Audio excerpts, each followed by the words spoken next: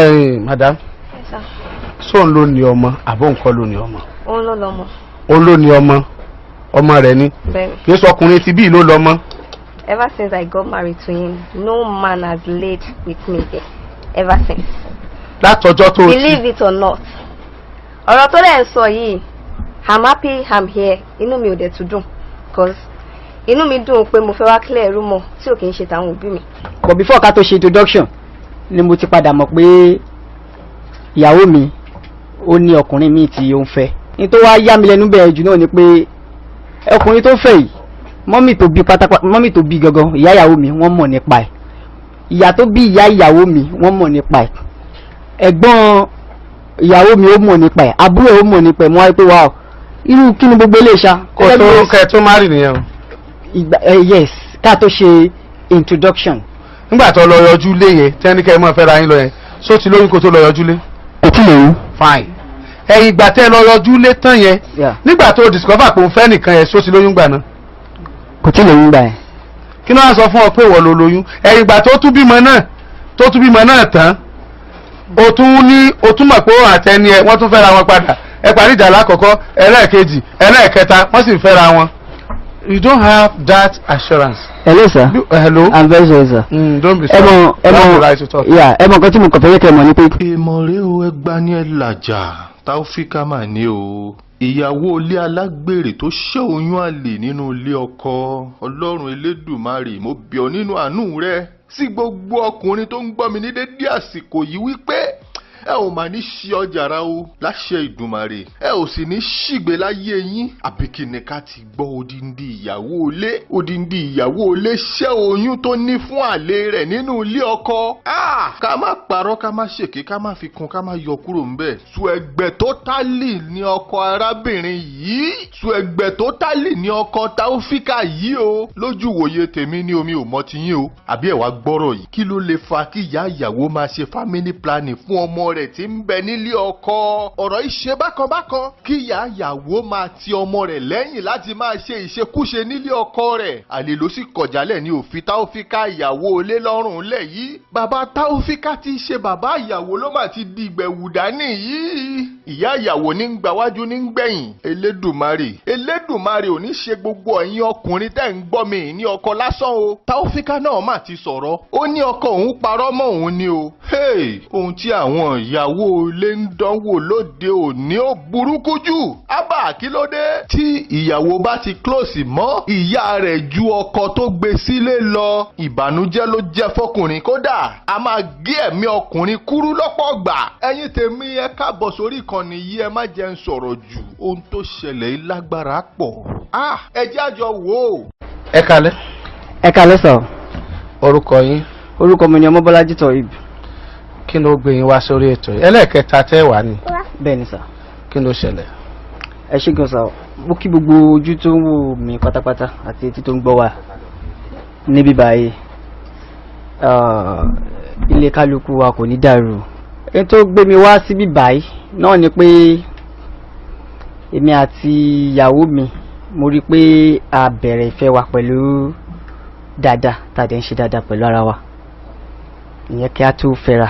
Mo dẹ̀ padà Ọlọ́run dẹ̀ ṣeun to the extent that ó láwọn parent òun fẹ́ mọ̀ mi gẹ́gẹ́ bí ọkọ àfẹ́sọ́nà òun. Láti mo dẹ̀ débẹ̀ mo rí wọn present ara wọn fún mi náà dáadáa. Bàtàn present ara wọn fún mi dáadáa aṣágbà wọ́n ṣá like mi àwọn parent ẹ̀ méjèèjì àti dáadé àti mọ́mí ẹ̀. Ẹjọ́ tó lọ ẹjọ́ ẹ jẹ́ kí n faraba ẹ ṣé gan ẹjọ́. So nídìí èyí a dẹ̀ fẹ́ra wa lọ báyẹn nígbà tí a dẹ̀ fẹ́ra wa la dẹ̀ ṣe introduction. But before ká tó ṣe introduction ni mo ti padà mọ̀ pé ìyàwó mi ó ní ọkùnrin míì tí ó ń fẹ́. Ní tó wá yá mi lẹ́nu bẹ́ẹ̀ jù náà ni pé ọkùnrin tó fẹ́ yìí mọ́mì tó bí gangan ìyá ìyàwó mi wọ́n mọ̀ nípa ẹ̀. Ìyá tó bí ìyá ìyàwó mi wọ́n mọ̀ nípa ẹ̀. Ẹ̀gbọ́n ìyàwó mi ó mọ̀ nípa ẹ̀. Àbúrò ó mọ̀ nípa ẹ̀. Mo wá pé wow irú kí ni gbogbo ilé ìṣá. Kò tó kẹ́ tó má rì nìyẹn. Yes ká tó ṣe introduction. So why do you go on? Yeah, thank you very much sir. Ìgbà tó lẹ́jẹ̀ pé mo ti lọ sílé wọn mo dẹ̀ ti present so mọ́mí ìyàwó mi ní láti wá sọ́dọ̀ mọ́ sí mi ẹ̀bẹ̀ ipò gan-an tó dẹ́ kí mi sọ fún wọn pé gbogbo bí tèmi ti ṣe investigation mi dé o àti àwọn àgbàlagbà tí máa ń fọ̀rọ̀ lọ wọ́n jẹ́ kí n mọ̀ pé di tí màá lọ face níwájú ni Ọlọ́run ti fi hàn mí o kí n tètè go back o. Mọ̀ sí mi jẹ́ pé mi wọ́n sọ fún mi mo jẹ́ kán mọ àwọn idea kọ̀ọ̀kan wọ́n dẹ̀ jẹ́ kí n mọ̀ pé okay kí rántí òwe pọ̀ sí mi gẹ́gẹ́ bí mo ṣe sọ lálàkọ̀kọ́ pé tó máa ń fẹ́yàn bẹ́ẹ̀ tó lé nìgbọ́ máa rántí pé tó bá yẹ pé wọ́n ni wọ́n fi ń bẹ ènìyàn kọ́. Mo gba advice yẹn ìbàjẹ́ pé gbogbo àwọn ẹ̀gbọ́n mi ti mọ̀ everybody ti mọ̀ mo dẹ̀ gbà sí pọ̀ wọ́n jẹ́ kí pọ̀ sí mi mọ̀ ṣá ìyẹn dẹ̀ lọ bẹ́yẹn okay mo dẹ̀ ń fi mind kan gbé lọ pé wẹ́ with time Ọlọ́run á ṣe kò sí nǹkan tí kò ṣàṣerú ẹ̀rí mi kà mọ́rù kọ́ báyẹn rí.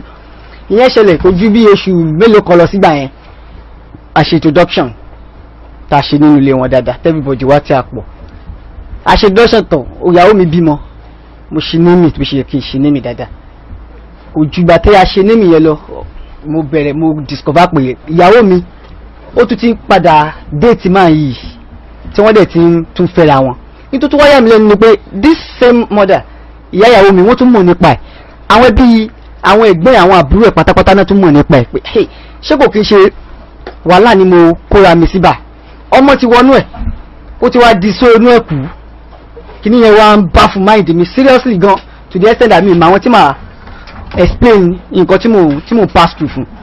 Okay nǹkan tí mo ṣá decide báyìí ni pé I decided to call my wife personally hello yeah what's up nípa nǹkan báyìí ní tilẹ̀ ìtọ́lọ́run ó jẹ́wọ́ fún mi ó dẹ̀ bẹ̀ mí bí èèyàn ṣe ń bẹ̀yàn torí tẹ́ bá àlá wọn kó bẹ̀yàn kò sí nìyẹn máa gbọ́ gbọ́dọ̀ tí ó pè wẹ́ kò kí ṣe pé bóyá òun ni ò dà ó lè jẹ́ kí mọ́mí ẹ̀ ló ń kọ ní nǹkan tí kò dà báwo la ṣe á fẹ́ ṣe báyìí ó ní rò ní ìṣẹ̀lẹ̀ mọ́ ok mo dẹ̀ tún bá eré ìfẹ́ yẹn náà lọ pé wẹ́ but time yẹn náà mi sùn mọ́ mo ń try àti máa observe àwọn nǹkan kọ̀ọ̀kan mo tún wá rí i pé after bẹ̀rẹ̀ kò tún jẹ́ oṣù kan lọ wọ́n tún ti bẹ̀rẹ̀ padà sí fẹ́ra wọn máa yìí ló máa ń lọ sí school ẹ̀ ló máa lọ ṣe gbogbo ẹ̀ nígbà tó wà láyé institution òun ni ó máa lọ bá school wọ́n jọ máa ṣeré wọ́n jọ máa mo ṣe nígbà tí mi mọ̀. ìwọ ò ṣe lọ sí bá ní school ẹ ṣe gan ní tí mo decide tí mi fi lọ bá ní school ni pé mo believe pé. use the microphone.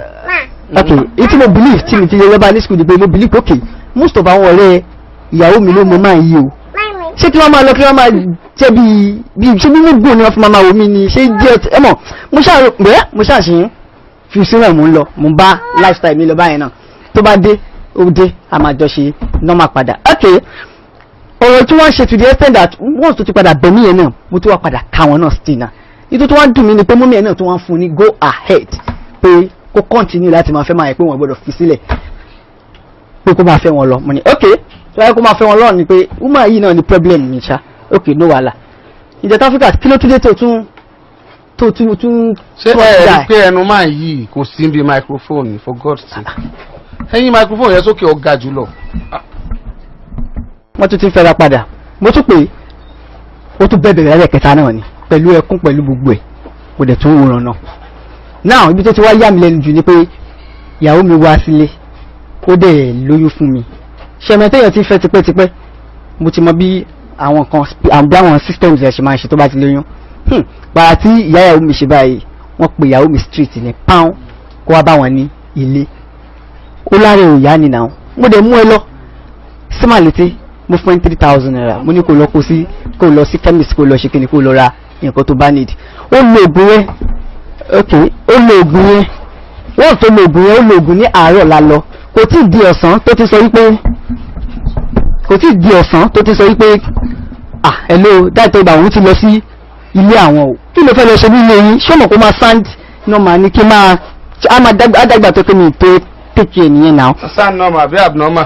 ó máa kí n tó ń ṣe kò dáa náà ìgbà òun lọ ni o of which mọ́mí ẹ̀ ló pè kó máa sáré bọ̀ ẹ mọ bó ṣe débẹ̀ báyìí wọ́n dé kẹ́dẹ́ arrange wọ́n dé discover pé oyún ni wọ́n dẹ̀ lọ ṣẹ́yún fún wọ́n ṣẹ́yún fún mi dé kìlì báyìí wọ́n ṣe family planning fún asap ni àwọn jẹ́ kó sinmi wọ́n jẹ́ kó wá sílé wọ́n jẹ́ kó wá bá mi àtọ̀ nínú ilé ẹmọ ọjọ́ tó dé báyìí ó dé ní that's January 2nd ló wọlé ó lò bí a month plus nílé wọn wọ́n mọ̀ pé mo máa ń kọ gbogbo nǹkan tó ń ṣe pátápátá mo lè decide mo fi wọ́n sílẹ̀ náà ó wá dé báyìí gbà sọ bó ṣe dé báyìí ó kò sọ pé òun lọ science institution padà ní which is on the 3rd ọjọ́ tí ó dé yẹn náà àárọ̀ ọjọ́ kejì yẹn náà ló sọ fún pé òun lọ báyìí òun padà in the all about my daughter ó lè máa lọ gbé fún mọ́mí òun why òun máa lọ gbé fún mọ́mí má gbé ọmọ mi lọ ó lè dìde àṣà pa ó lè lọ drop ọmọ fún mọ́mí ẹ̀ mo ń observe wọn mi sọ nǹkan kan ìgbà tó di bí after 2 hours ọjọ́ yẹn bí mọ́mí ìyàwó mi ṣe pè mí nìyẹn hello báwo ni ẹkú jẹ́ mẹ́ta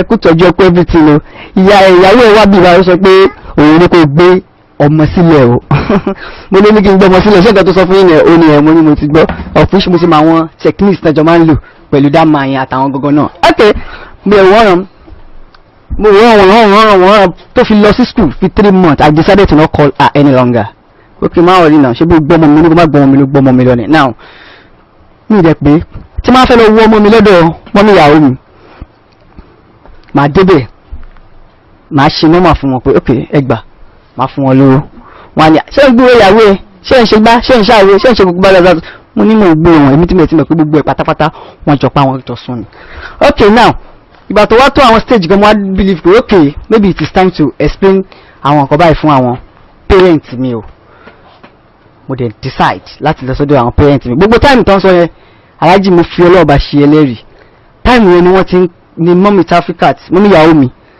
ìyàwó mi àti máa yẹn wọ́n ti jọ ní ọ̀rọ̀ àjọsọ wípé tó bá ti dé padà straight kó kọ́ ìwé kó move ni to the extent àwọn gba owó lọ́wọ́ máa yẹn wọ́n fi ṣoògùn sí mi I started my life I am into livestock farming I started my business is 1.7 million àwọn ni wọ́n pa tán pátápátá spiritually with fact all I am saying to Nigerians is facts because I have the fact of everything wọ́n dẹ̀ wò sùsùn there is a day tó yẹ pé àwọn kìnìyàn ti kú jù wọ́n ti kú ní ilẹ̀ kí ṣe dọ́ọ̀dù mo mọ nǹkan tó mọ tí ẹ mọ̀ pé ẹ̀tọ́ yìí nǹkan bá ń ṣèyàn ó yẹ kéèyàn ẹ̀ tí tó mọ̀ pé nǹkan ń ṣòun ó yàtọ̀ sẹ́ni tí kò mọ̀ pé nǹkan ń ṣòun gbọ́dọ̀ fi wọ́n sílẹ̀ bẹ́ẹ̀ mo ní ẹ̀wà gbòòrò wájú mi wá pé wọ́n lọ́jọ́ pẹ̀pẹ́ ẹlẹ́mọ́nì ẹ̀bẹ́ wa gbọ́n nǹkan tí dájọ́ ibà sọ ni ó máa sọ pé ẹ̀yin lẹ máa ń pa tọ́kì òun mo ní wà kò mọ̀ pé mi ti kò mọ̀ pé 2 buildings ní ọ̀dọ̀ mi ni mo kọ́ 1 building mi ti park síbẹ̀ the other building ni à ń gbé ó bọ̀ mo ní ó kàn sọ fún mọ́lẹ̀ pé mo sọ pé àwọn ń pa livestock mi ní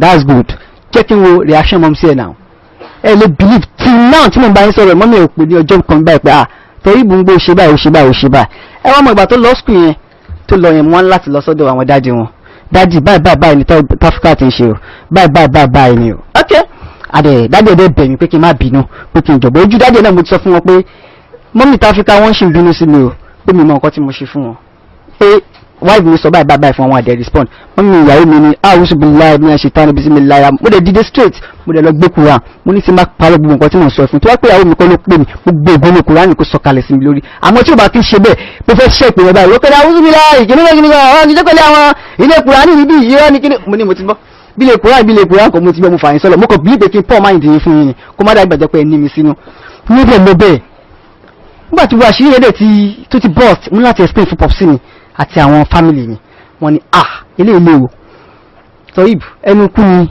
ó wà yìí o but jẹ́ ká lọ sí ibẹ̀ báyìí mọ́ta bá nǹkan gidi pàdé ńbẹ̀ àwọn lè bó ti ṣe pé àwọn àti ẹ̀fẹ́ kọ́ wọn lọ́rùn torí mo rí pé kò fẹ́ fìyàwó ẹ̀ lẹ̀ bọ́ táwọn ò ní parọ́ fún mi báyìí ni o adẹ̀dẹ̀ ilé wọn bàtà délé wọn popsi mi ní kí n sọ̀rọ̀ á sọ̀rọ̀ bàtà sọ̀rọ̀ táwọn mọ̀lẹ́bí ẹ̀gbọ́n dájì ẹ̀ náà wà ń bẹ àbúrò dájì ẹ̀ wà ń bẹ mọ́mí ìyàwó mi wà ń bẹ everybody wà ń bẹ ǹjẹ́ kí ni ó ṣẹlẹ̀ tí mo explain báyìí wọ́n dẹ̀ bèèrè lọ́wọ́ straight lọ́wọ́ àgbègbè pẹ̀lú nǹkan tó wá ṣẹlẹ̀ yìí o títọ́ ibo explain kí ni ó fẹ́ jẹ́ ká ṣe the best thing tó sọ ni pé ó sọ pé òun ò ṣe mọ́ no problem wọ́n sọ jẹ́ pé wọ́n ṣe mọ́ yẹn wọ́n dẹ̀ sọ fún pé once tó yẹ ọjọ́ Friday ló jẹ́ June 25 ó dẹ̀ má jẹ́ kí kíní ẹrù ẹ kó pẹ́ mọ́ o kó lọ pẹ́ ẹrù ó dẹ̀ pẹ́ ẹrù ó dẹ̀ sọ but ká tó kúrò bẹ́ẹ̀ mo sọ pé ẹjọ́ torí Ọlọ́run ọmọ mi ó wà very very but báwo ni mo ṣe fẹ́ máa rí ọmọ tí má ti ní ìdí ọmọ mi máa wá pick ọmọ mi má dé dá padà o láti jọ́ yẹn láti kò sí wàhálà yẹn sàwọ̀ alájì wọ́n jẹ́ kí n rí ọmọ mi wọ́n fún mi ní chance gbogbo nǹkan tó ń pariwo káàkiri ni pé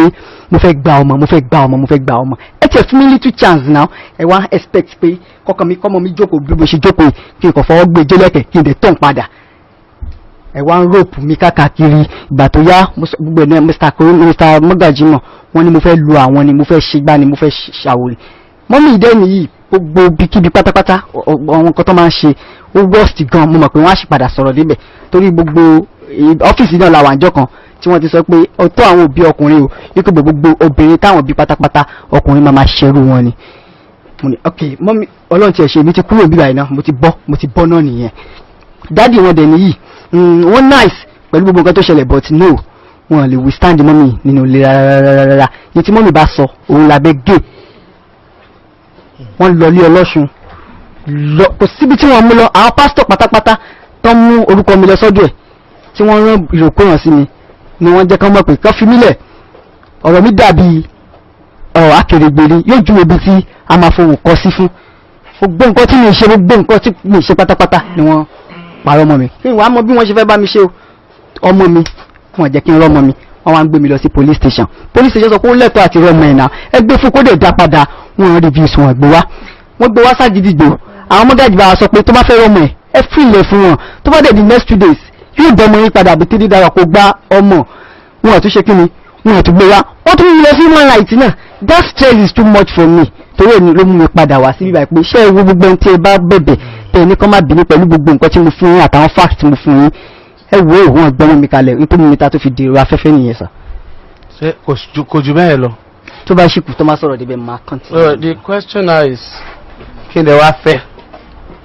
ẹ ṣe gọ̀ọ́sà aláwọ̀kọ́ ni pé ṣé rántí pé àwọn ni wọ́n pè mí wá sí ibà tí mo dé explain gbogbo ọ̀rọ̀ fún yín lálákọ̀ọ́kọ́ ẹlẹ́ẹ̀kejì náà fún mi chance àti sọ̀rọ̀ ní ojú lórí orí afẹ́fẹ́ this ẹlẹ́ẹ̀kẹta nǹkan tí mo fẹ́ lélẹ̀ bí mo ṣe fẹ́ máa rí ọmọ mi wà án ẹlẹ́ẹ̀kejì ni pé gbogbo nǹkan tí mo sọ pa wọn pátápátá mo fẹ́ jẹ́ kọ́kọ́ converse lójú ayé pé tòótọ́ ni tọ́mọ́ wáyé visa to converse I personally will prove it for you that gbogbo nǹkan tí mo sọ pa wọn pátápátá kò sí ọ̀nbẹ.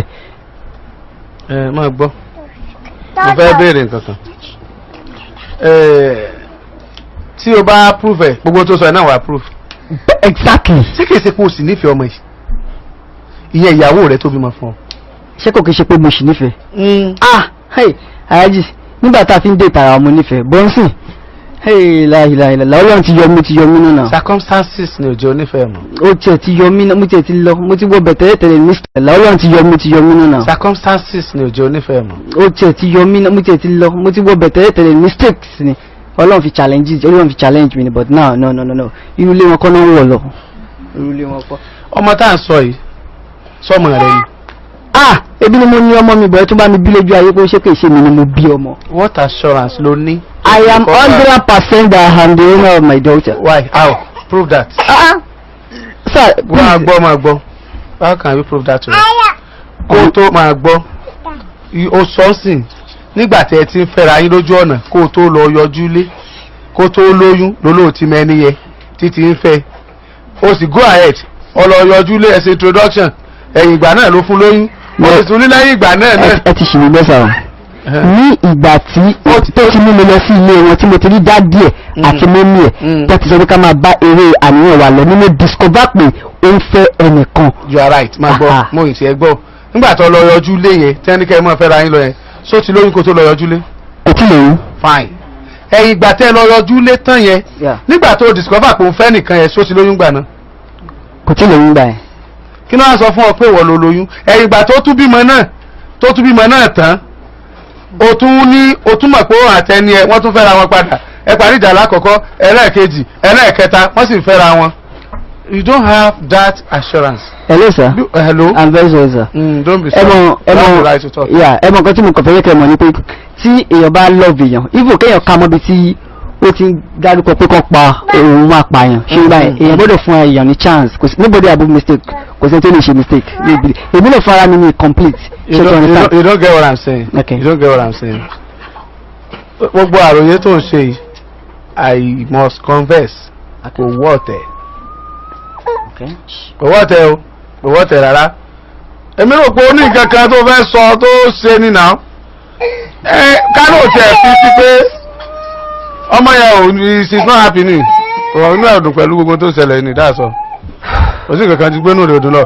Ká ní ò sọ honestly ká ní mo mọ̀ pé mo ti gbé ẹjọ́ yìí tẹ́ bá sọ fún mi pé kó tó di pé o marry inú ti rí pẹ̀lú ọkùnrin yẹn pé wọ́n ń fẹ́ra wọn I will not allow you to sit here and be giving me trash. All these are trash o. Ìfẹ́ rẹ tó ní sí nígbà tí o tí ì fẹ́ tó o sì rí pé ìyá rẹ̀ àti bàbá rẹ̀ tí ẹni kẹ́ ẹ máa fẹ́ra wọn lọ ìdásẹ́mi ìyá rẹ̀ sì wà lẹ́yìn ẹni tó ń fẹ́ yẹn tí ni assurance tó ní pé wọn ní kóhun àtẹni ẹ náà máa fẹ́ra wọn lọ. ẹ ṣe assurance tí wọ́n ní ni pé nǹkan tí wáìfì mi sọ fún mi ni pé wọ́n ní aláàánú mi ni wọ́n lé aláàánú òun ni ó dẹ̀ sọ pé òun ò ní ṣe wé mọ̀ mo dẹ̀ believe pé ó yẹ kí n lè fún ní chance torí pé mi kà mọ́ wà báyẹn lọ́wọ́ rí láíláí èmi personally mi ò rí traces kan báyẹn lọ́wọ́. so orí chance náà ló mú ọ débi òde ìlàlẹ̀ so tó o bá ń dààmú lórí ọ̀rọ̀ yìí chance náà ló fún ọ ń dààmú ẹ tó bá ti gbarú chance yẹn tó sì go ahead pẹ̀lú irú nǹkan bẹ́ẹ̀ yẹn ibi tí ọmọ bára rẹ̀ náà lọ bára rẹ̀ so it is nǹkan tó lágbára jù. mo ti rò pé ìgbà tí wọ́n bẹ márì tán ni ọ̀gbàdẹ wọ́n ní kinní kan lé lóhùn kinní kan ní ọkọ obìnrin ìkan ní ti orí rẹ̀ ń bẹ̀ nígbà tó yẹ kó ojú ọ̀nà lọ́wọ́ àti màmá rẹ̀ ti fọwọ́ sí kó fẹ́ tó tún wá rí pé màmá rẹ̀ wà lẹ́yìn yẹn ìwọ àti ẹ̀ lẹ́jọ́ déwájú mọ́mí ẹ̀ ṣé mọ́mí ṣé kí má fẹ́ mọ́ ṣe tẹ́ fẹ́ fi fún un ṣe é débẹ̀ mọ́mí ṣé kí má fẹ́ ọmọ yín mọ́ ṣe é tẹ́ kúkú fẹ́ fi fún ni bẹ́ẹ̀ ni o bẹ́ẹ̀ kọ́ o ariwo ò sí tẹ́ pa ìgbà náà lẹ́ẹ̀tì pa àwọn tẹ́ lè pa nínú ilé. wọ́n bẹ̀bẹ̀ wọ́n ti bẹ̀ èèyàn gan wọ́n bẹ̀ pọ̀ sí mi wọ́n bẹ̀ mọ́ sí mi. wọ́n tún wá bẹ̀ ọ́ ní ìsìn náà ẹ̀bẹ̀ tó gbọ́n gbà yẹn kí ni o ti rí i pé fúngbà díẹ̀ ni o yóò padà fílẹ̀ ni o ẹni tẹ́mi yàn nu o túnbẹ̀ tó gbẹ́bẹ̀ nísìn. ẹ ṣe sà àti gbẹ́bẹ̀ mo ti gbẹ́bẹ̀ àwọn àkúrú wọ́n ti pè wá àwọn mọ́dájì wọ́n ti pè wá ipò fan tí mo fi wá bíbà tó fi wá jẹ́ pọ́wọ́ yẹn dorí afẹ́fẹ́ nǹkan ẹ̀kan náà ni o because they refuse to bring my daughter. They can never give you your daughter at the age of 2 years. I am not saying pé mo fẹ́ gba ọmọ mo fẹ́ jẹ́ kí ọmọ mi wá bóyá ọjọ́ kan péré wọ́n wá expect pé kí nǹkan dúró sínú ilé wọn mi ìdẹ̀lẹ̀ wọ́n ní ilé wọn mọ́. They did not argue that. They did. No, you didn't give us chance to discuss that the other time you came here. Sir, ẹ bèrè lọ́wọ́ àwọn àkùrù ìgbà tí kéèkì àwa àti wọ́n ti jókòó tí wọ́n ò sí ń bẹ̀. ọmọ conclusion wọn náà ọmọ conclusion wa ká tó ní ẹ wá ó ṣe sọ bí ìgbà tó dún bàtà ayé ọ̀parẹ́ máa gbọ́ mi let me land mo dẹ̀ ń bí ẹ̀ ò dẹ̀ jẹ́wọ́ sórí kì í ṣe pé ẹ̀mí ìdáríjì ló ní nígbà tó dáríjì ọmọ yìí I'm telling you kì í ṣe ẹ̀mí ìdáríjì ló ní o nífẹ̀ẹ́ rẹ̀ ni o nífẹ̀ẹ́ rẹ̀ gan mo dẹ̀ ń wò pé ẹ̀yin méjèèjì gan lè nífẹ̀ẹ́ ara yín fine wàá sit ẹ̀ down kí ni tó yẹ kó o ṣe tó o ṣe tó tún fi ń tẹ̀lé lòmíì tó o bá dépò lágbára àti ṣe kinní yẹn wàá ṣe tó o bá lágbára ẹ̀ wàá jí ó máa lọ wàá nígbàgbọ́ pé ṣe nígbà tó o pàdé ẹ̀ náà ló nífẹ̀ẹ́ rẹ̀ ó tún pàdé ẹlòmíì tó nífẹ̀ẹ́ wà nìyẹn. Number 2 tí mo fi ń bi ẹ́ pé kí ni nǹkan tó kù tá a tún fẹ́ fi kún tó o tún rò pọ̀ fẹ́ sọ tó lágbára now ó ti bímọ mo kọ́kọ́ fẹ́ kó o clear rẹ̀ pé 100% assurance ló ní pé wọ́n ló ní ọmọ. ok alájì kí n tó proceed ẹjọ́ nítorí ọlọ́run ojú live ni a wà yìí ẹ bá mi bí pé ṣé kò kí ń ṣe èmi ni mo ní ọmọ tó bá ṣe kò kí ń ṣe èmi ni mo ní ọmọ mo fi dá olójú bíbá pé ó yìí fún mi bí mo ṣe wà láti dìde kúrò bí kìdẹ̀ máa lọ níbi and I will never ask for anything any longer that's all. good tí mo fẹ́ kó kọ́kọ́ agree nìyẹn ẹnu ẹ̀ lọ gbà wípé wọ́n ló ní ọmọ tó bá ti wá sọ pé ọmọ yìí o ọmọ rẹ ni o a wà proceed. okay. now a proceed ta sọ yẹn alákọ̀ọ́kọ́ ni pé wà kọ́kọ́ gbà pé at the age of 2 years ọmọ yìí cannot be in your custody. I know. ọmọ yẹn 100%. kò sọ̀rọ̀ madam so ń lò ní ọmọ àbọ̀ nǹkan lò ní ọmọ. òun ló lọ́mọ. òun ló ní ọmọ rẹ̀ ni. bẹ́ẹ̀ni. kì í sọ ọkùnrin ti bí ló lọ́mọ. Ever since I got married to him, no man has laid with me there. Ever since. Látọjọ́ tó ti. Believe it or not. Ọ̀rọ̀ tó lẹ́ ń sọ yìí, I'm happy I'm here. Inú mi ò dẹ̀ tún dùn. Cause inú mi dùn pé mo fẹ́ wá clear rumor tí ò kì í ṣe tàwọn òbí mi. Kí n gbé láti ibi tó ti bẹ̀rẹ̀ pé mò ń date ẹnìkan. Fine, bí òwe tẹ́ pa, ó ṣe bí òwe. Ọkàn lè rúgba lọ́kọ obìnrin. But why cutting? Èmi àti máa yẹn à ń date. But mi ò lè fẹ́ máa yẹn. Òun náà ni mo mú lọ sílé pé ó wù mí pé mo fẹ́ fẹ́. And he gets to know that was his birthday ní 2018 August 28. But they explain fún pé this is how it goes and he was like okay Al-Qur'an ni òun fi búra fún mi ọ̀rọ̀ yìí kò ní lu síta fine mo lọ bá stepmom ẹ̀ pé nǹkan báyìí ló ṣẹlẹ̀ and I know pé mi ò ní gbogbo ọ̀rọ̀ yìí máa di wàhálà fún mi ní future mi ò ní bọ́dà àti bẹ̀bẹ̀ because ó jẹ́ ìbànújẹ́ ọkàn fún mi kán sọ pé nǹkan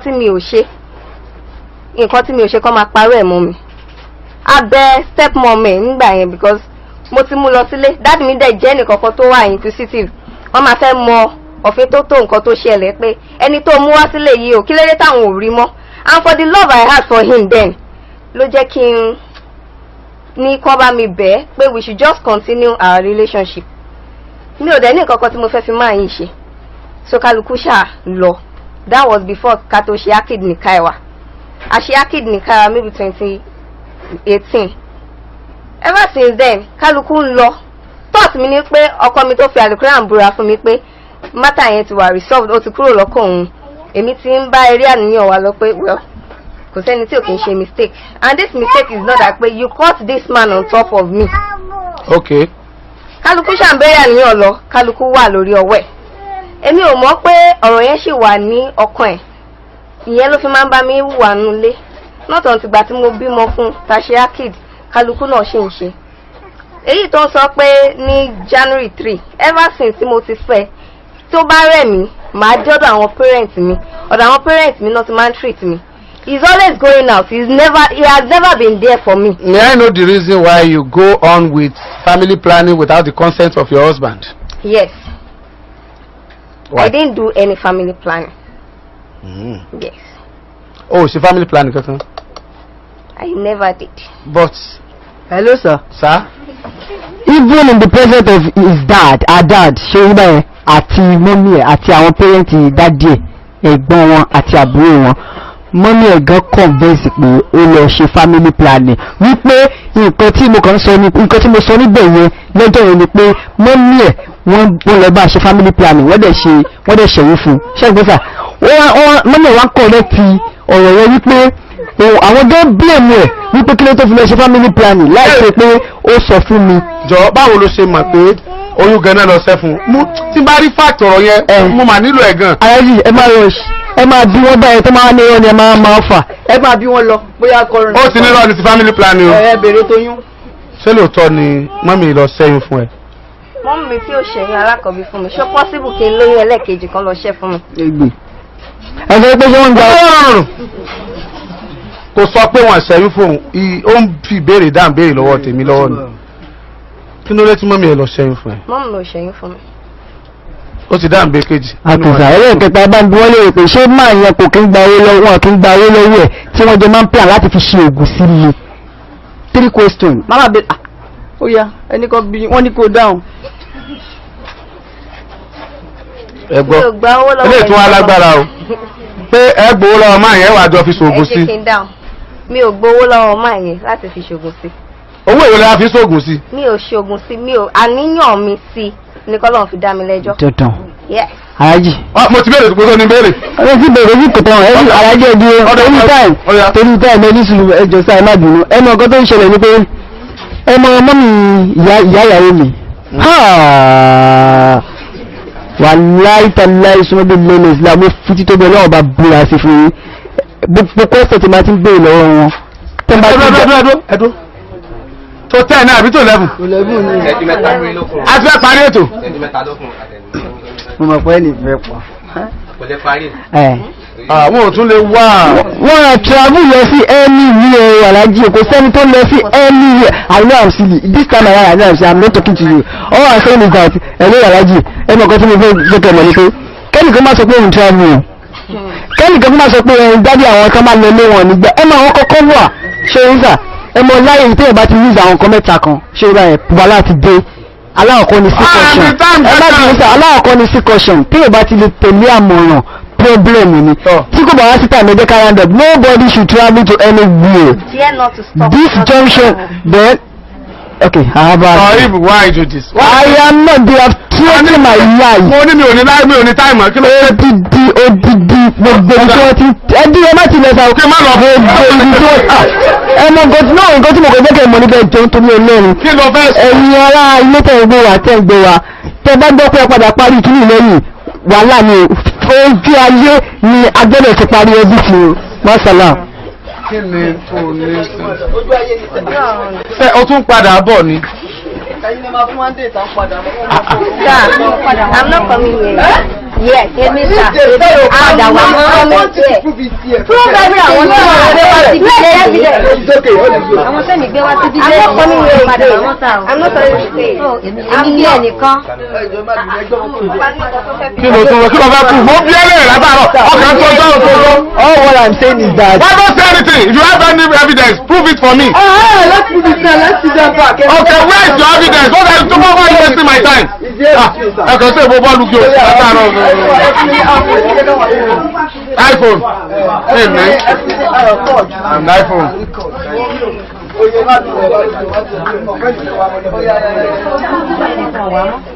Oh, ṣe báyìí. Oya. Nǹkan tí wọ́n sọ náà ni pé wọ́n ti decide pé wọn fẹ́ jẹ́ kó fẹ́ mi mọ́ lẹ́yìn ìgbà tán ṣẹ́yún mi fún tán ṣe family planning fún tán. Pé wọ́n ṣẹ́yún ó hàn nínú ọ̀rọ̀ tán sọ yẹn. Ẹ jẹ́ ká máa bàlá ní gbogbo nǹkan tí máa sọ bíbá ètò tó ní sẹ́yìn. No. Wọ́n sọ fún ọmọ wọn pé àwọn Dìkúláì àti Taofikat ó ṣà níbi tí àwọn jọ di ọ̀rọ̀ mi sí wípé gbogbo ohun tá a bá máa ná bá pè fún 20,000 ni.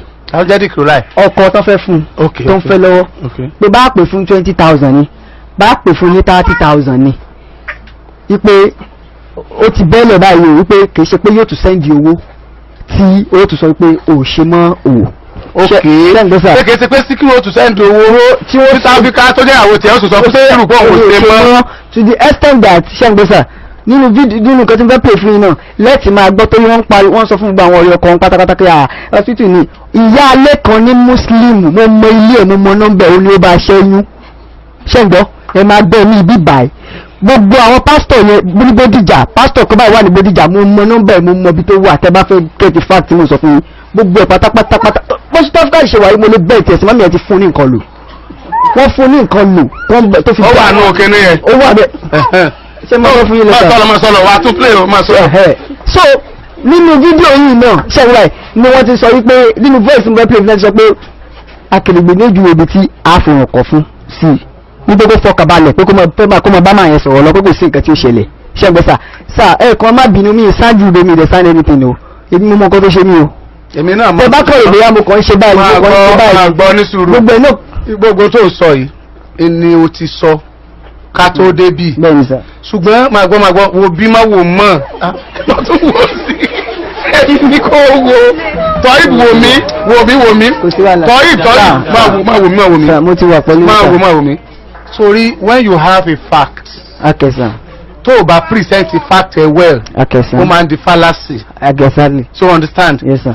Mi ìfẹ́ kó o sọ̀rọ̀ jù kó o bá ń tó olóhùn fẹ́ play jẹ́ ó dẹ̀ ló ń sọ̀rọ̀ ó play ká mọ bí wọ́n lè rọ̀rọ̀ títà ní fi padà lọ. Etí mo try láti sọ fún ẹnìyẹn. Okay. O ò lè mọ̀ pé o ti sọ nǹkan ẹyọ kan lẹ́ẹ̀mẹ́wàá. Àwa tá à ń gbọ́ ẹ lámọ̀.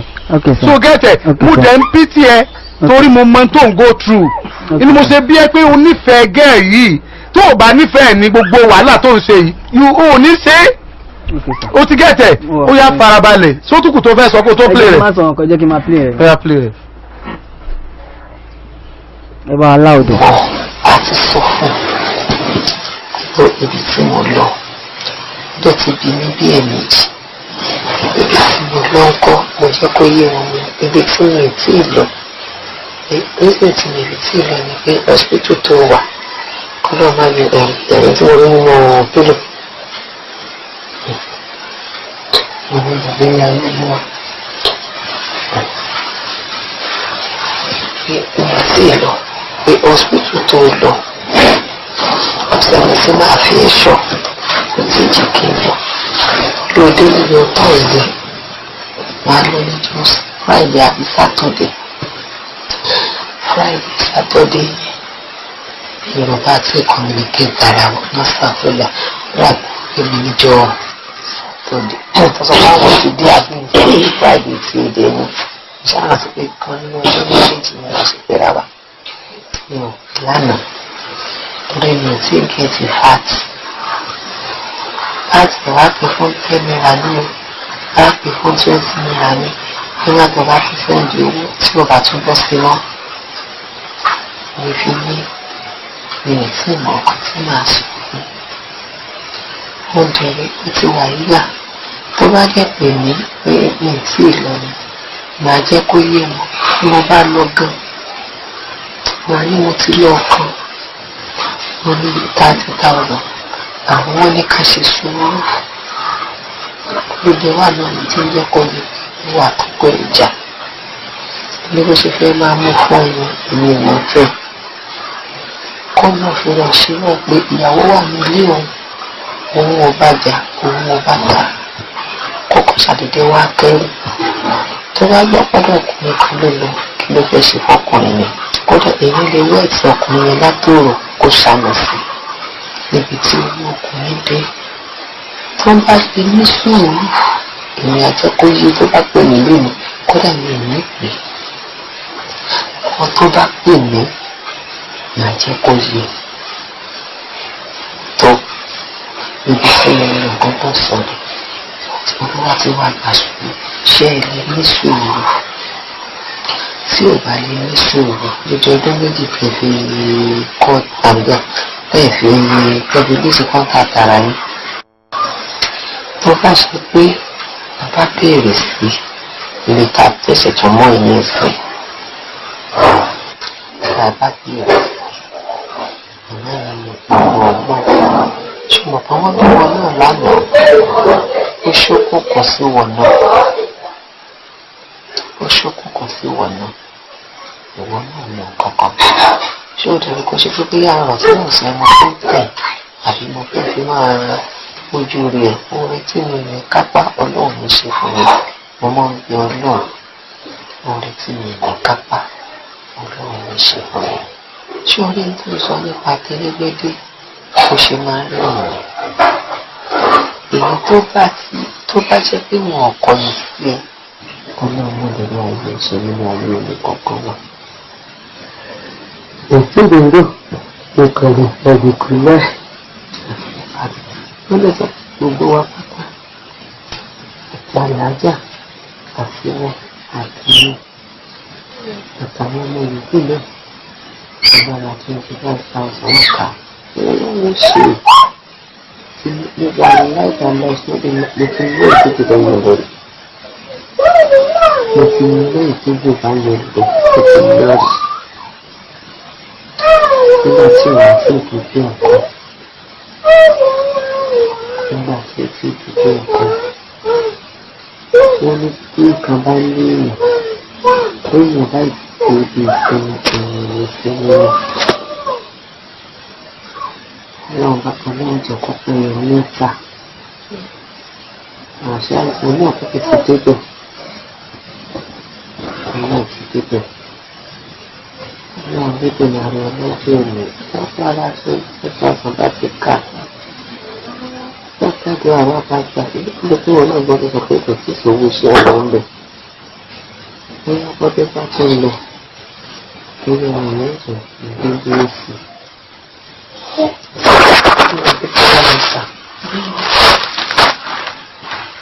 ẹnu ṣe wọn ràgbà pé tí ọ̀rọ̀ àdínwó lò nígbà 25,000 bá ti ká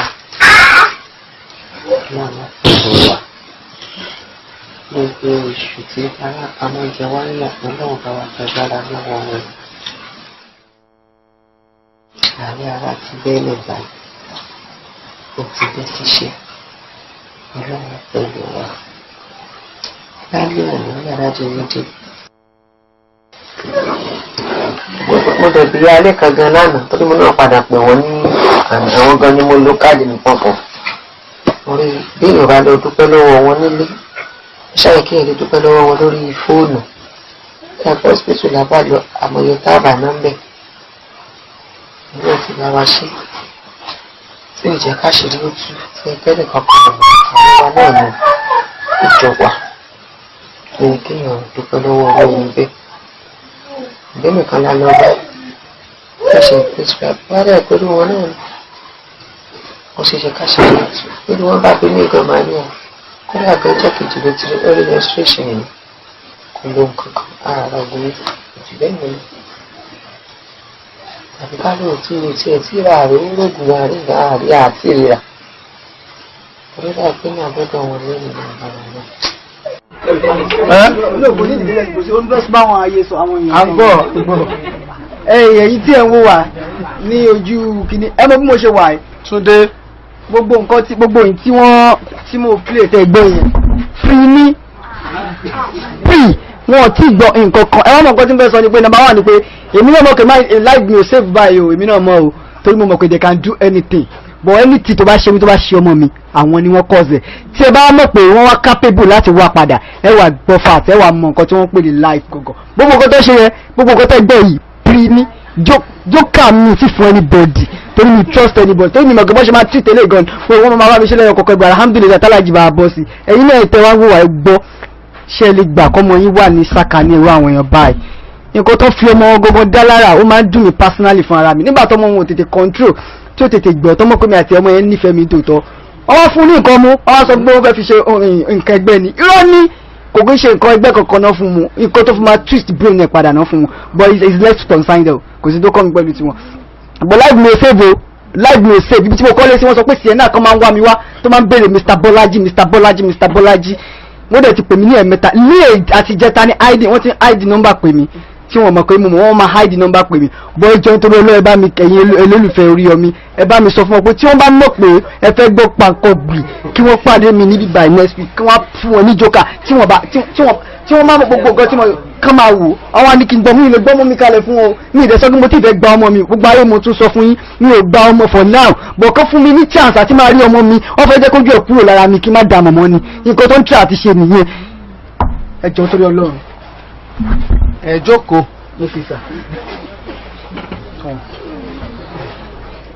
Ẹ̀sùn mọ́wájú ní ìmọ̀bọ́yẹ gbọ́ sẹ́rí gbogbo tó play yẹ pátápátá natural fact ó lè máa gbọ́ kémi máa gbọ́ dáadáa ṣùgbọ́n last one yẹn mo mọ̀ gbọ́ nǹkan bẹ̀ ìmọ̀bọ́yàwó náà gbọ́ dákun kí n lọ gbọ́ ẹ̀sùn mọ́wájú dáadáa. The last one tí mo gbọ́ ni pé menstruation or no menstruation that was what I heard. Gbogbo nǹkan tí ó ń sọ látàrọ̀. Ìyókù ó ń ráhùn. Lẹ́kàn tọ́ìbù. Tọ́ìbù. Ó máa tún ṣẹlẹ̀. Jẹ́ tó bẹ̀ sọ̀rọ̀ lẹ́ẹ̀kan sí. Má jẹ́ yágbọ̀n rẹ̀ ó di yágọ̀. So if I were you. Ṣẹ́gbẹ́ tí ó pé àlépadà wa mọ́. Máa gbọ́ etí máa bí mi nínú. Tọ́ìbù omi wojú mi. Tọ́ìbù.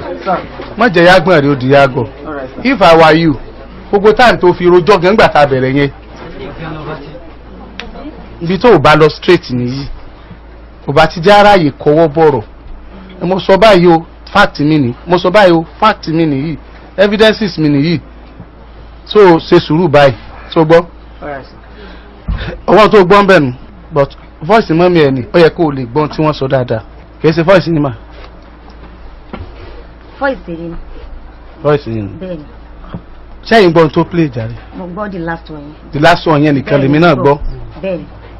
Kí ni àṣírí tó fẹ́ tú tẹ́ ẹ fẹ́ dúpẹ́ lọ́wọ́ ìyáálé kan? Ẹ ṣe ìbòdúpẹ́ gbogbo ojú tó ń gbọ́ mi àti etí tó ń gbọ́ mi àti ojú tó ń wò mí. Màmá lẹ́kọ̀ọ́ yẹn nọ́ọ̀sì màmá mi ní Muslim ni. Màmá tó bí mi nínú. Mi ò mọ̀ tó ọ̀bà tí ìsún ní ìsìn mo lè pè wọ́n. Kẹ́ ẹ wá bí wọ́n léèrè pé ta lẹni tó máa ń tọ́jú wọn tí wọ́n bá sick. Ara wọn ò wá yá nígbà yẹn. Ó yẹ ká gbé wọn lọ sí hospital. Òun mọ̀ ló bá mi tọ́jú wọn ni mo wá fi pé òun. Bí tó bá ṣe pé hospital ni mo bá gbé wọn lọ. Ohun tó bóyá kan tí mo fi pé ohun tí mo ṣàlàyé fún nìyẹn. Nẹ́bí sọ pé àṣírí ọ̀bà tú. Bẹ́ẹ̀ni. Àṣírí wo ló fẹ́ tú pé ara ọ̀yọ́? Owó tí mi ò bá ná òun ni ó jẹ́ àṣírí tí ò bá tú rówó pọ̀ lọ́wọ́ mi ń gbà yẹn. Bẹ́ẹ̀ sọ̀rọ̀ kan bẹ̀ pé ẹ tó bá bí yín ẹ sọ pé menstruation lásán ni. Mi ò gbọ́ yẹn o. Mi ò wá gbọ́ yẹn o. Tí ọba hàn bẹ́ẹ̀ kí ni defence tẹ máa ní fún yẹn torí mo gbọ́ ni o. Òun náà ni kó defend àárín yẹn fúnra rẹ̀ sà. Bẹ́ẹ̀ ni bó ṣe jẹ́ kó defend àárín yẹn sà. Ẹni tó bá bí mí tó dá ọjọ́ kejì ló ti lọ orí menstruation rẹ̀ ni. Bẹ́ẹ̀ ni. Àárín wa ló jọ wà ẹnìkankan ò mọ̀. Kí ló jọ wà láàrin ẹ̀yin àtọmọ yín tó wà nílé ọkọ tẹ́ ẹ fi sọ pé orí menstruation rẹ̀ ni. Tọ́mọ yín fi ní ohun yín kì í so ohun yín mọ́ nígbà tó gbọ́ tó jẹ́ pé ẹ̀yin lẹ sọ pé ohun yín ni.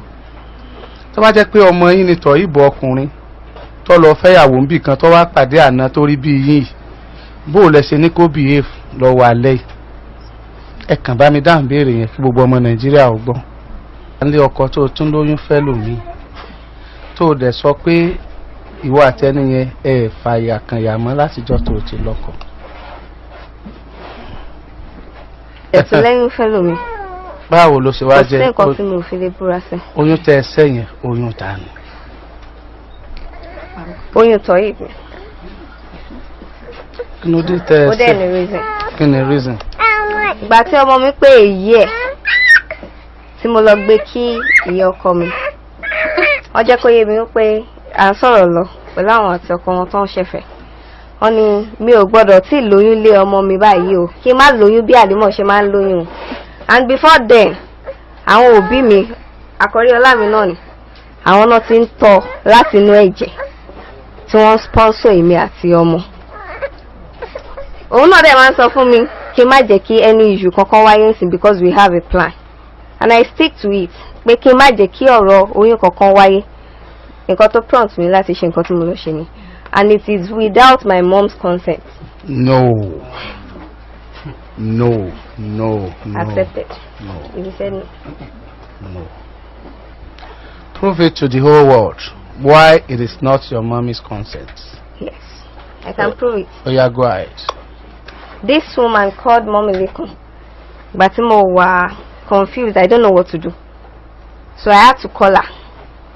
Pé nǹkan báyìí ṣẹlẹ̀, and she asked me to come. Pé ológun kan tí mo máa lò, and after then tí mo ṣe tán ni mo jẹ́ kí mọ́mì mi ṣe mọ̀. I disagree. Okay. Ìgbà nínú ọ̀rọ̀ tí mọ́mí ẹ sọ mi ò ní làákàyè ṣùgbọ́n mo dúpẹ́ ìwọ̀n tọ́lọ́run fún mi kì í máa ń gbàgbé nǹkan bóyá àwọn tó wà níbí lè rán mi létí. mọ́mí ẹ sọ pé àwọn ti kọ́kọ́ lọ ibì kan káwọn tó padà lọ ọ̀dọ̀ ìyálé kan kí ìyálé kan tó bo àṣírí. mínì pé mọ́mí ẹ lẹ́jọ́ mọ̀ ń pa ẹ̀ ni mọ́mí ẹ fi sọ pé tí ọ̀bájọ́lá ìyálé kan ń kọ́ àṣírí ìbátú àwọn àti ẹ làwọn jọ mọ̀ ń pa ẹ̀ sí ẹnìkan kan ò mọ̀ ń pa ẹ̀ ó wà láàrin àwọn àti wọ́ wípé ẹni tó bá béèrè àwọn sọ pé orí menstruation rẹ ni ọjọ́ kejì ló sì ti lọ. How can you prove that pé mọ́mí ẹ ò mọ̀ ń pa ẹ̀ ẹ mọ̀ tí pa àyàn kan nìyẹn. ǹjẹ́ o sọ fọ́kọ ẹ kẹ́ ẹ tó lọ ṣe. Closeness wo àti mọ́mí ẹ yóò endanger life ẹnikẹ́ni tó bá fẹ́ ọlọ́kọ. Closeness wo àti wọn yóò gé ẹ̀mí ọkọ tó bá fẹ́ ọkùnrin. Any other thing tó yìí àti proof yẹn. Okay sir. Òdodo ni tó sọ. Okay sir. Sáà tún rí kan sí. Ẹ̀rí kan sí. Ẹ̀rí mẹ́wàá sí. Oh yeah. Aibu, Sir. do me a favor tonight. All right sir. Gbogbo àṣírí tó bá wà lọ́wọ́ ẹ̀ pátápátá. Okay sir. Ẹni kó o tú tán lálẹ́ yìí. Mo lè wà ń bí dago méjì òru, mo lè ṣe dàrọ̀ ọ̀la. Nítorí ẹ̀mí rẹ ni o. Ẹ ṣé gan sir. Tó bá ti tú gbogbo ẹ̀ tán, kò sí tí wọ́n máa wẹ̀mí ẹ̀ káàkiri sí. Mi lè sọ pé wọn ò lè pa o. Mi lè sọ pé o save o. Tí ọmọ bá fi lóhùn ọ̀dọ́hùn ìyá àwọn mọ̀mọ́. Tọ́mọ bá fi ní ohun ọ̀sẹ́yún. Tí ìyá bá fi lè ní nọ́ọ̀sì, ìyá tún ní ìyá àwọn ló ń lọ tọ́jú lọ́dọ̀ nọ́ọ̀sì. Tó sì jẹ́ pé wọ́n lọ sẹ́yìn. They have a lot of things in stock. Tí ó jẹ́ pé àwọn nìkan ni wọ́n mọ̀ tí wọ́n lè ṣe. Tó bá jẹ́ pé nǹkan kan tún kù tó rò pọ̀ lágbára. Wọ́n mọ̀ sọ fún wa pé ó pọ̀. Bó ṣe sọ pé pọ̀ ń tá àbá gbọ́ lálẹ́ yìí. Ẹ̀mí rẹ ló ń fi sínú ewu yẹn o. Okay sir. Tú gbogbo tó tú Ẹ ṣé. kára rẹ̀ ó fúyẹ́ Ẹ ṣé sir. kó o lè fàlàáfíà lóye tó kù tó lò láyé rẹ̀ Ẹ ṣé gan sir. kó o lè fẹ́yàwó míì kó o bímọ míì kọ́kàn rẹ̀ ó sì balẹ̀ kọ́ ọmọ ọ̀tọ̀ lọ. Ẹ ṣé gan sir. Ní pásítọ̀ tí mọ́mí rẹ̀ lọ bá wípé kó bá wọn mọ bí ó ṣe fẹ́ bá wọn sọ àwọn pásítọ̀ méjì ni o. Sá. Ó yá bẹ́ẹ̀ play rẹ̀ padà wọ́n ti padà ájà bí ẹ̀mẹ́rin. Ẹ̀mẹ́wàá gan pásítọ̀ padà ó yẹ ewu dáadáa bá. Yes sir. Màá bẹ̀rẹ̀ náà sá. Sá. Ó yá ẹ lá. Sá. Sir. Sir. Ìgbà tọ́rọ̀ rẹ̀ báyìí kí ẹ wò èmi ń bá yín sọ̀rọ̀ gẹ́gẹ́ bí ẹ fi mí ṣírò ọmọ ìyá yín àbúrò mi báyìí pẹ̀lú nǹkan báyìí kí lẹ rò pé mo lè ṣe. Pásítọ̀ ẹni tá à ń sọ̀rọ̀ ẹ̀ kò fẹ́ rí mi rárá kò tiẹ̀ fẹ́ gbọ́ nǹkan tí mo sọ àtàná ni mo ti ń bẹ̀ wọ́n ṣé mo ṣàlàyé nǹkan tó ṣẹlẹ̀ fún yín lánàá. Bẹ́ẹ̀ ni arákùnrin mi ó ṣàní kí n fòun lẹ̀ ní pé kí mo ti ṣe nǹkan tí mo fẹ́ ṣe kí n ṣàfòun lẹ̀ èmi náà ti ní màmá fojoojúmọ́ ayé mi bẹ́ẹ̀ ni bó ṣàní pé kí n fòun lẹ̀ kò tiẹ̀ fẹ́ gbọ́ nǹkan kan nípa ni bó ṣe wáyé mi ò wá mọ bí mo ṣe fẹ́ ṣe èyí náà lẹ́ni olórí mi ni mi ò gbọ́dọ̀ yẹra fún ilé ọkọ ni mo wà yìí tí ọkọ mi bá tó fi lè mọ̀ ọ́ pàṣẹ ìrìnà pàdé gòbé ńlá tún mi ẹlẹ́ẹ̀kejì ìyẹn gan tún lè yọ mí padà ní ọkọ tí má dẹ̀ ń lọ kò ní gbà kí n mọ ọmọ mi ìdẹ́lẹ́ fọmọ mi lẹ̀ ẹ̀yin náà gbọ́ kìlọ̀ tẹ́ sọ fún mi ń jọ yìí ìdẹ́lẹ́ fọmọ mi lẹ̀ tó kí wá ní kí n ṣe pẹ̀lú situation báyìí nǹkan tí mo wá fẹ́ sọ gan-an náà nìyẹn pásítọ̀ kò sí bí mo ṣe máa pè tá tó sì máa sọ̀rọ̀ padà pásítọ̀ ó máa ní feelings pé máa fẹ́ òun ni ìdẹ́lẹ́ ṣèlérí tí mi ò lè mú ṣẹ.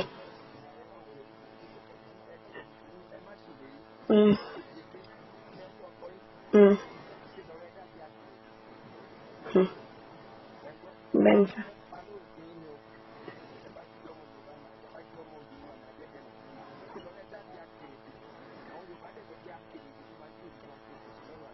Ben.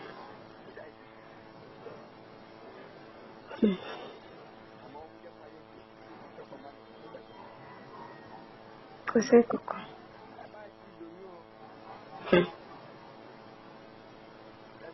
Esa. Kí n má ti lòun tán yàrá wo mo fẹ́ bá yìí jà ẹni kí n má ti lòun mo wà nílé ọkọ mi ní parọ́ fún mi wà láì ọjọ́ tí mo dé ọkọ mi ti ń béèrè pé ṣáà ní ṣèkejì sí ni ṣáà ní ṣèkejì sí ni mo ní ṣèmi ni mò ń ṣe ọmọ ni bó ọmọ owó náà mo fẹ́ gbé gbà ó ti ní expect ọmọ ẹlẹ́kejì ṣẹ́ni tí okay nígbà tá a kì í ṣe boyfriend and girlfriend àti fẹ́ ra wa sínú ilé ni màmá sọ pé ká máa lo protection tí bá ló yé mi rán ni mò ń pa kò yé mi rárá mi ò fẹ́ mọ ọkọ tí mo fẹ́ ṣe bí mo ṣe bọ̀. ṣé kò sí nǹkan míì tá a lè ṣe tó jẹ́ pé ìfẹ́ mi á ṣì wà lọ́kàn òun gẹ́gẹ́ bí áńgẹ́lì tọ́lọ́run wọn sí mi tí a lè máa ṣàdúrà kan fẹ́yàwó tiwọn kí n má fi fàkókò wọn ṣòfò no ṣé mi ní picture wọn rárá ó jẹ́ pé ó kàn máa ṣe mí lóore tí ò ní sọ̀rọ̀ fífẹ́ ń bẹ̀ torí mi ìfẹ́ oore tó máa di ẹ ń kọ́ àwọn ènìyàn gbogbo àwọn ẹbí ẹ ní máa tẹ̀lé ọ káàkiri. alájà àṣà náà bá wá alájà làtìfá. pẹ̀lẹ́ àwọn kan ní bí ọ bó ṣe rí kíní mi ní bí ọ wọ́n fẹ́ lò fún tiẹ̀ náà ni tiẹ̀ náà lọ wọ́ bọ́ àwọn náà kí ni ọba dọ́dọ̀ pásítọ̀ nínú ọ̀rọ̀ tí wà tí pásítọ̀ sọ mo gbọ́ àwọn kankan yé ń bẹ̀ nínú tí mo gbọ́ yé ń bẹ̀ kìí ṣe pé wọ́n gan fẹ́ padà sọ́dọ̀ máa yẹn kìí ṣe pé wọ́n fẹ́ kankan wájú hostel pásítọ̀ lọ́wọ́ àwọn wájú hostel tí ń bọ̀ wọ ọ̀rọ̀ ọlọ́kọ dé lẹ́yìn tó wà nílé ọkọ. ọ̀rọ̀ kí ni wọ́n sọ sọ̀rọ̀ ọlọ́rẹ̀ dé ní sọ má jù bí ó jìnnà ojú òkú òǹbẹ̀ ni ọ̀rọ̀ ẹ̀rin lérí o tún fẹsẹ̀ dẹ́ sáré tí wọ́n bá ní yóò lówó láyé ọ̀jẹ̀ nǹkan láyé sẹ́ lọ́kọ tó fẹ́ òní jẹ́ nǹkan ni ò mójú kú òǹbì tó ti ń bọ̀ tẹ́lẹ̀tẹ́lẹ̀ bó ṣe ń sọ fún ọ pé kò sí wàhálà kínní kankan ṣé wọ́n bá ní o lo nǹkan gan tó ní ìlò fọkọ rẹ lóòótọ́ ń gbọ́ ọ̀rọ̀ ọkọ rẹ tó wà nílé ẹ̀ ọlákèrè gbé ni tí ó júwe àtòkùnbọ̀ ǹjẹ́ ọmọ túmọ̀ ọ̀rọ̀ yẹn ó sì sọ pé ọmọ Yorùbá ni ẹ́ ìwọ náà sì lọ ọmọ Yorùbá ni ẹ́ ìdí sọ ni pé bọ́kọ ọ̀rẹ́ ohun tó bá yọ ẹ́ lẹ́nu ọwọ́ tó bá gbé iná làwọn ó gbé pàdé ẹ̀ wípé tó bá lọ yọ ẹ́ lẹ́nu àwọn ó gbéṣẹ́ fún tó bá yọ ọ́ lẹ́nu àwọn ó hàn ọlọ́dì rẹ̀ léèmọ̀ ló fi ní akèrègbè ni òní òjúwe àtòkùnbọ̀ that means pé tó bá ṣe sí ẹ ni làwọn èdásẹ̀rí àfún ọkùnrin wo ní ọgbọ́n yẹn tínú rẹ̀ ó dùn tí ó pé ìyàwó òun ṣe bẹ́bẹ̀. mo máa ra ìtí ọba àwọn stamp ẹ̀ bẹ́ẹ̀ ṣẹ́dọ̀ ni so ta nǹkan tí a sọ fún wa lọ́fíìsì náà ni wípé both parties must be agree wípé èmi bàbá ọmọ bí mo ṣe fẹ́ máa rí ọmọ mi rèé ìwọ ìwé ọmọ mo sì gbọ́dọ̀ agree láti jẹ́ kí bàbá ọmọ kó máa rí ọmọ rẹ̀ because ẹnìkan kọ́ ló ń bímọ èèyàn méjì ló ń bímọ tọkùnrin tó bẹ so níta jẹ́ kí wọ́n mọ̀ nìyẹn ṣẹ́gẹ́tì ní sà kì í jẹ́ pé bóyá woman rights yìí sì sí wípé bàbá ọmọ kò lè rí ọmọ rẹ̀ ní àsìkò tó bá fẹ́ rí tàbí kí ọmọ yìí sì sí wípé no bí mo sì fẹ́ kí ọwọ́ máa rí rẹ̀ àwọn méjèèjì the both party must agree have collective agreement that bá a ṣe fẹ́ jọ máa rí ọmọ wa rí so nǹkan tí à ń try láti bá wọn sọ òun yẹn kí wọ́n dẹ̀ wípé kí wọ́n fi lè understand.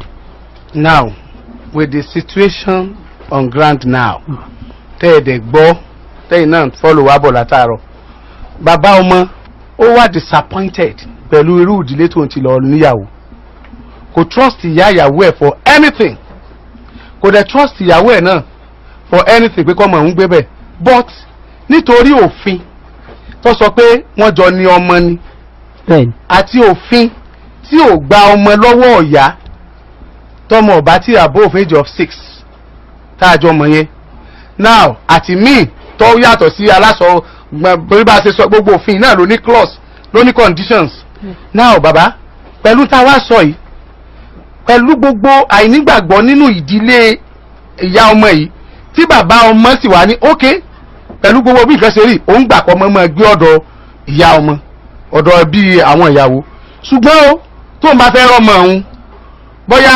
fortnightly bóyá ẹ̀kan lóṣù pé kó ábò ń lo weekend ó lè wá ní Friday kó padà sọ́dọ̀ wọn padà lọ́jọ́ Sunday tí ìyá ọmọ wa ní pé ẹ̀yin ni woman rights ẹ sọ fóun pé kò ní irú right yẹn what do you have to say to that. sir woman rights ò sọ fún tòdì ẹsẹ̀ wípé kó máa lá bàbá ọmọ láti money 1 or 2 days access láti jẹ́ kó máa wà pẹ̀lú ẹ̀ because this is not the first case like this ta treat nǹkan tá a máa ń sọ fún ọ náà ni wípé tí bàbá ọmọ tó bá wá wípé for the weekend o or for 2 days or for 1 day o òun ti ẹ̀fẹ̀ kọ́ mọ̀ wá sọ́dọ̀ ọ̀hún so ìyá ọmọ àtẹ̀bí ìyá ọmọ wọ́n gbọ́dọ̀ agree pẹ̀lú ẹ̀ so that a fi lè ní fatherly access and fatherly responsibility on that child so that the peace will reign for the family and the child will know the father and the child will also familiar with the mother so nǹkan tá a máa ń sọ fún wọn nìyẹn. Yeah, what is your advice now? Tafika human rights tó sọ àwọn náà náà jókòó yìí ó dẹ̀ tí gbọ́n tí wọ́n sọ kí ni decision ẹ̀ báyìí. He has access to come and check the child.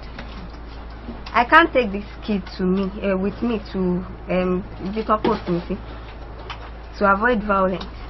That was the guideline they laid down for me at the police station. If you thought that see, if it's based to mama woman, it should be at my dad's elder brother's place because this is a molestation law. Anything can happen, and then me. So anything can happen in your family house at the same time. I understand me. There is a clause in this offered Boma. Ile Yakuola, they were 7 in number. Wait. Don't drag us back. Okay. Ile Yakuola, back. Okay. We want you to agree now. Now. Agree. Sorry, Baba Oma. Ó lóun faramọ́ kọ́ ọmọ wà pẹ̀lú yín gẹ́gẹ́ bí n tó fi fọwọ́ sí ṣùgbọ́n tó ń bá fẹ́ rí ọmọ ó lè pé ókè o ẹ bá ń gbọ́ ọmọ yẹn tó bá ti school dé Friday o kó dẹ̀ dá padà ní Sunday padà sọ́dọ̀ yín kó dẹ̀ máa lọ school rẹ̀ kó padà lọ ìyẹn lè ṣẹlẹ̀ lẹ́ẹ̀kan lóṣù kìí sọ̀sọ̀ọ̀sẹ̀ àbọ̀sọ̀ọ̀sẹ̀ ni so kí ni orí sí yẹn àbí nítorí òkàn fẹ́ ni pé kẹ̀kẹ́ gbébì kan ọmọ rẹ ní o kọ́kàn lọ́jú o ọmọ mi pẹ̀lẹ́ o kó sì máa lọ lé sọ̀rọ̀.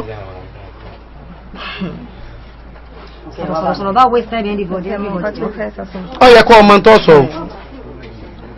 tó sọ o bàbá. let me respond. Okay. ẹ máa bọ̀ báyìí. Okay. Okay. Tí wọ́n bá sọ ni bàbá rẹ̀ sọ. O tí bàbá rẹ̀ bá dẹ̀ sọ, abẹ́ ti gé. Bàbá rẹ̀ jókòó.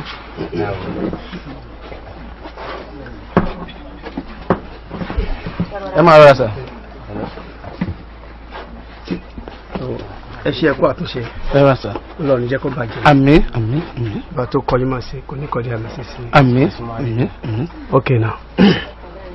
Ní ẹnu bàbá tó bí Taofika, ni wọ́n bá dé báyìí lórí ni. Ọ̀rọ̀ tí a ti ń ṣọ́bọ̀ látàwọn rẹ̀ nìyà. Níbi tó kù sí yẹn. Tọ́fẹ́ bá ló fẹ́ lọ ọmọ ẹ láàrin ọ̀sẹ̀ kan. Kó wá gbé kó dẹ̀ dá padà. Ẹ pàtẹ́wọ́ fún bàbá.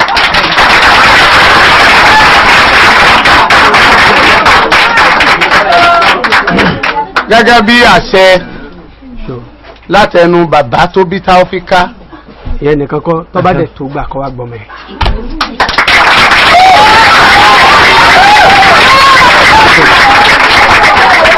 Ẹ bá a dúpẹ́ lọ́wọ́ bàbá, ẹ sì bá a dúpẹ́ lọ́wọ́ gbogbo ẹbí. Inú gbogbo ọmọ Nàìjíríà dùn, pẹ̀lú àwọn èèyàn ti sọ̀rọ̀, inú wọn dùn gan, wọ́n ní ká bá wọn kí ìdílé yóò ní bàjẹ́ o, kò ní dàrú o, ẹ ṣé gan ni sà. Kò jẹ́ bó ti jẹ́, kò jẹ́ bó ti lóun ó jẹ́. Ọpẹ́ pàtàkì lọ́wọ́ Alhaji Dr. Oríyọmí Hamzat, olóòtú àti olùdarí Àgídìgbò. Iwájú ni ọ̀pá ìgbì tí yín ó máa rí sí o. Àgídìgbò ò ní dànù o, kọ́kọ́rọ́ alátẹ ò ní wọ́mí o. Èmi ó máa fẹ́ yìí ṣe lọ́nà. Ire o.